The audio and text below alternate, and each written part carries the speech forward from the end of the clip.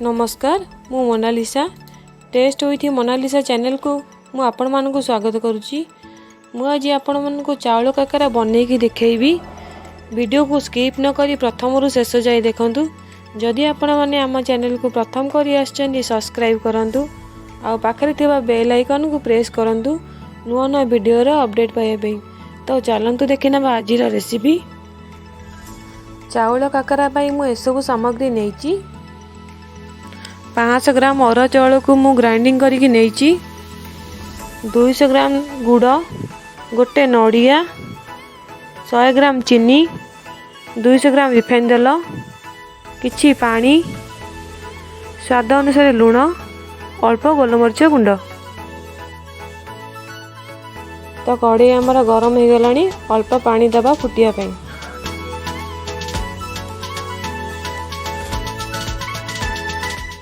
तो पानी आमर गरम होगी फुटी आसलानी।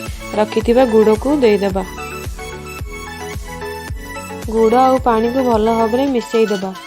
से स्वाद अनुसार लुण देदेबा।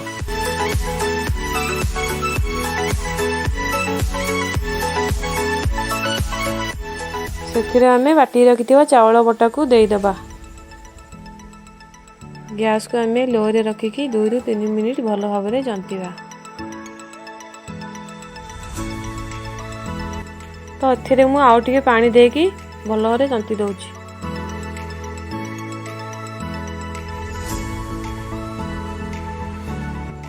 तो एबे हमर चावल जंती आसिलानी। मु ताको ओल्हेई दउची। तो मु कड़ाई बसई देइची। सेथिरे नड़िया चीनी को भाजिया पे दे दउची। नड़िया को अल्प समय भाजिबा, बेसी समय भाजिबा नाही।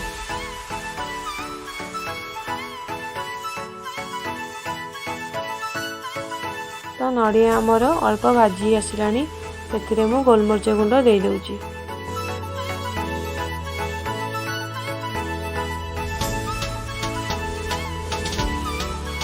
किछि समय नड़िया को भाजिकी मु एबे काढ़ी दउची।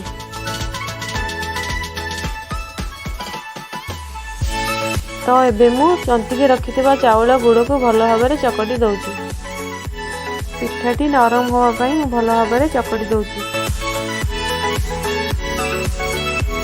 मुझे भल भाव में चकटी देइची। सेथिरे एबे नड़िया पुर देई पिठा प्रस्तुति आरंभ करिबा।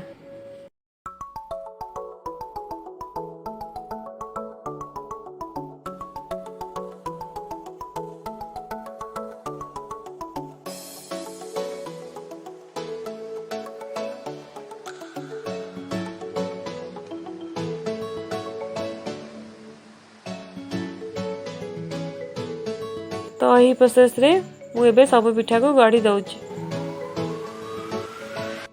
तो अबे मु तावा बसई देकी सेथिरे तेल दे दउची। तेल गरम हो गलानी। सेथिरे पिठा को भाजिया पे दे दउची। आउ टिके तेल ऊपर दे दउची।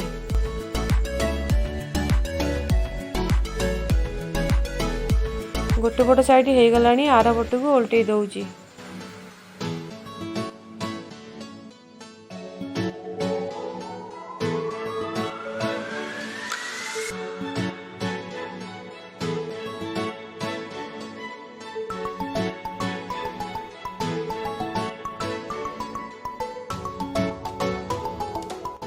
तो अबे हमरो चाउल काकरा रेडी गलानी। मु गोटे प्लेट को बाहर कर दउची।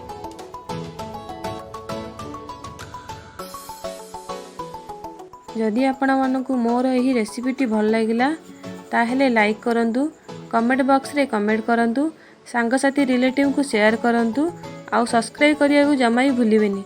देखा हबा नेक्स्ट वीडियो रे। रहिली नमस्कार।